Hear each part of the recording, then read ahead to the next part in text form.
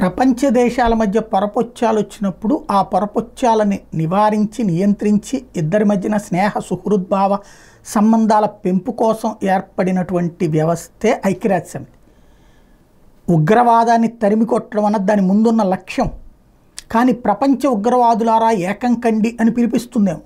ఎందుకంటే ఆఫ్ఘనిస్తాన్లో ప్రజల చేత ఎన్నికైన ప్రభుత్వాన్ని గద్దెదించి అమెరికా యూరప్ సైన్యం అవతలకి వెళ్ళగానే విశృంఖల విచ్చలవిడి పరిపాలన చేస్తున్నటువంటి తాలిబాన్లని ఇప్పుడు ఐక్యరాజ్య సమితి సమావేశాలకు ఆహ్వానించారు.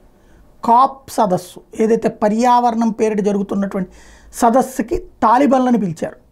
తాలిబాన్లు అటెండ్ అయ్యారు. దట్ మీన్స్ ఏమర్థమవుతుంది? తీవ్రవాదులు ఆయుధాలతో దేశాన్ని ఆక్రమించుకుని స్వాధీనం చేసుకున్నా సరే తోడు నిలుస్తామని ఐక్యరాజ్య సమితి చెప్పదలుచుకుందా? వాళ్ళని గుర్తిస్తామని చెప్పదలుచుకుందా? ఇకపోతే ప్రపంచంలో ఉన్నటువంటి తీవ్రవాదాన్ని అందరినీ సమర్థిస్తున్నట్టే కదా, తీవ్రవాదాన్ని ఎత్తిన పెట్టుకున్నట్టే కదా. ఇది సరైనటువంటి విధానమేనా? ఐక్యరాజ్య సమితికి సంబంధించి చారిత్రక తప్పిదం చేసినట్టే.